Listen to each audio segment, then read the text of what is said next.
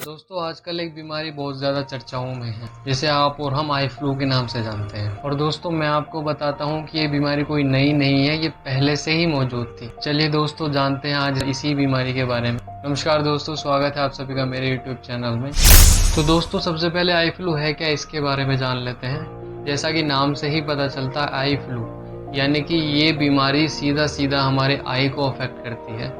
अब इसमें होता क्या है, हमारी आँख का जो वाइट पार्ट है जिसको हम स्क्लेरा बोलते हैं, उस स्क्लेरा को एक पतली सी मेम्ब्रेन, पतली सी झिल्ली जो है कवर करती है यानी कि प्रोटेक्ट करती है। दोस्तों ये झिल्ली पारदर्शी होती है यानी कि इसके आर पार हम आसानी से देख सकते हैं। दोस्तों ये जो पतली सी झिल्ली है, पतली सी जो मेम्ब्रेन है, इसको हम कंजंक्टिवा बोलते हैं। ये कंजंक्टिवा सीधी सीधी हमारी जो आईलिड है यानी कि हमारे जो पलकों से अंदर की तरफ ये जुड़ी होती है।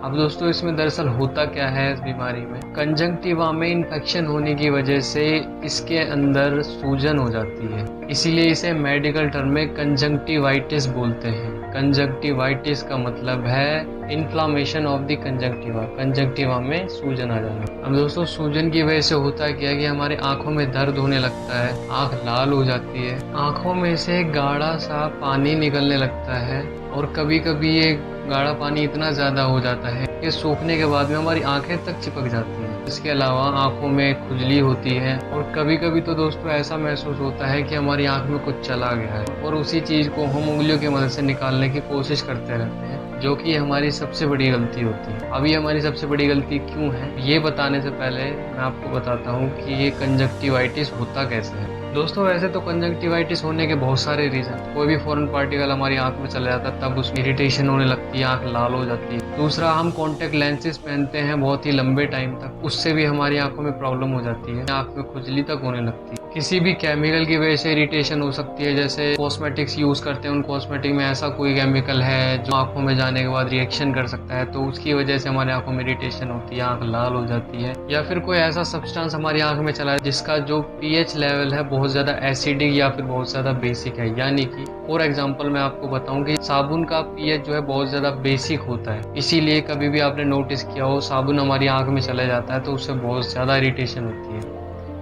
इरिटेशन क्यों होती है, क्योंकि हमारी आंख का जो पीएच है वो नॉर्मली 6 to 7.5 तक होता है। अगर कोई ऐसा सब्सटेंस है जो कि नेचर में बहुत ज़्यादा एसिडिक है, उसकी वजह से भी हमारी आंख में इरिटेशन हो सकती है। जैसे मान लो कोई भी एसिडिक सब्सटेंस या फिर एसिड हमारी आंख में चल जाए तो वो बहुत ज़्यादा इरिटेशन कॉज करेगा हमारी आंख में, जो कि हमारी आंख के लिए बिल्कुल भी सही नहीं है। और इसके अलावा और रीजंस हैं वायरस और बैक्टीरिया।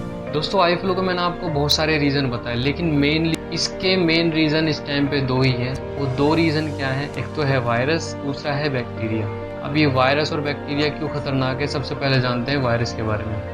वायरस क्या है, मेनली वायरस को एक होस्ट की जरूरत पड़ती है, यानी कि बिना होस्ट के जो वायरस है वो एक तरीके से अधमरा रहता है और होस्ट के अंदर जाते ही उसे सारी चीज मिल जाती है जो उसे ग्रो करने में आसानी होती है। और जब ये वायरस होस्ट के अंदर यानी कि इंसानी बॉडी के अंदर एंटर होता है, वैसे ही अपनी तादाद बढ़ाने लगते हैं। जब ये हमारी आंख पे अटैक करते हैं तो आंख में बहुत सारी प्रॉब्लम होने लगती है, जैसे कि जो सिम्टम मैंने आपको बताई, ये सारे सिम्टम इसमें आने लगते हैं। दूसरा कॉज है बैक्टीरिया। बैक्टीरिया क्या करता है, बॉडी के अंदर जाके अपनी ग्रोथ बढ़ाने लगता है। बॉडी में जाने के बाद ये अपनी ग्रोथ क्यों बढ़ाने लगते हैं, क्योंकि इनको बड़े होने के लिए जो जो चीजें चाहिए वो हमारी बॉडी के अंदर इनको प्रॉपर तरीके से मिल जाती हैं। वायरस अगर हमारी आंख पे अटैक कर देता है तो आंख जो है लाल हो जाती है, आंख में खुजली होने लगती है, दर्द होने लगता है, सूजन आ जाती है। हालांकि ये सारे सिम्टम बैक्टीरियल इन्फेक्शन में भी आते हैं, लेकिन उसमें जो एक्स्ट्रा है, एडिशनल जो सिम्टम है वो ये है कि आंखों से जो गाढ़ा पानी निकलता है वो हमें देखने लग जाता है। अब दोस्तों आप ये सोचेंगे कि ये बीमारी, ये जो बैक्टीरिया और वायरस, ये तो पहले से मौजूद थे, लेकिन अब इस टाइम पे ये जो केसेस हैं इतने ज्यादा कैसे बढ़ने लग गए। उसका एक सिंपल सा रीजन है, कुछ ही महीनों पहले बिपरजॉय नाम का जो तूफान है वो इंडिया से टकराया था, उसने बहुत ज्यादा तबाही मचाई। उसकी वजह से जहाँ जहाँ ये बारिश हुई वहाँ वहाँ पानी बढ़ जाता है बहुत ज्यादा। जहाँ पर मॉइस्चर जितना ज्यादा होगा इनके बढ़ने की संभावना उतनी ज्यादा होगी। इनको जो पनपने के लिए एनवायरनमेंट चाहिए था वो इस तूफान की वजह से बहुत ही इजीली, बहुत ही आसानी से मिल गया। और दूसरी चीज हाइजीन, बहुत से लोग होते हैं जो हाइजीन मेंटेन नहीं करते, तो इन सभी बैक्टीरिया और वायरस को और एक मौका मिल जाता है बढ़ने का।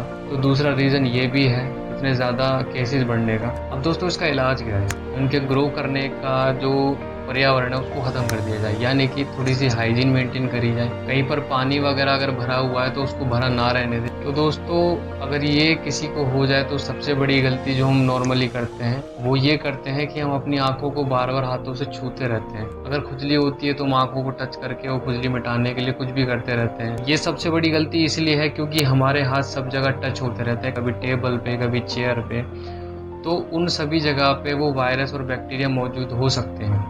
जैसा कि मैंने बताया, इनको बढ़ने के लिए मॉइस्चर की ज़रूरत पड़ती है। मॉनसून का टाइम चल रहा है तो इनकी एयर में होने की संभावना बहुत ज़्यादा है। और जैसे ही हम टेबल पे या चेयर पे कहीं हाथ टच करते हैं उसके बाद हम अपनी आंखों पे लगाने लग जाते हैं, तो ये जो वायरस और बैक्टीरिया हमारे हाथ पे लगे हैं, हमारे फिंगर्स पे लगे हैं, सीधा डायरेक्ट हमारी आंखों पर लग जाते हैं, उसके बाद इन्फेक्शन कॉज कर देते हैं। हमें ये इंश्योर करना है कि जो हाथ है हम उनको बार बार आंखों से टच ना करें, इस चीज़ का मेनली ध्यान। और अगर आंखों को टच करना ही है हाथों से तो उन हाथों को सबसे पहले आप साबुन से अच्छे तरीके से धो लें, ताकि जो हाथों पे बैक्टीरिया और वायरस लगे हैं वो साबुन की मदद से इजीली साफ हो जाएं। और इसके अलावा हम क्या कर सकते हैं, इसके अलावा हमें ये करना है, कोई भी ऐसी आंखों के ड्रॉप, आंखों के कैप्सूल्स भी आते हैं, आंखों की क्रीम भी आती है जिसके अंदर एंटीबायोटिक मौजूद है, जैसे कि सिप्रोफ्लॉक्सासिन हो गया, टोब्रामाइसिन हो गया, और ऐसे बहुत सारे हैं जिनकी ड्रॉप्स आती हैं, आई ऑइंटमेंट्स भी आती हैं, उनके कैप्सूल्स भी आते हैं, उनको आप आंखों में डाल सकते हैं। दूसरा, अपने आसपास हाइजीन मेंटेन करें।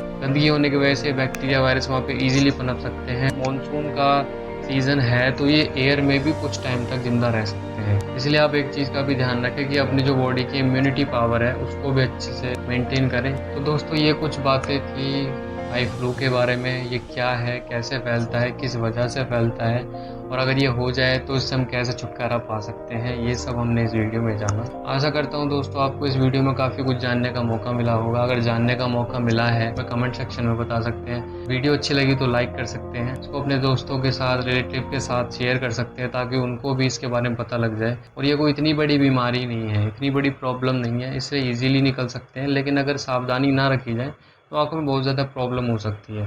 तो दोस्तों आज की वीडियो में इतना ही, मिलते हैं अगली वीडियो।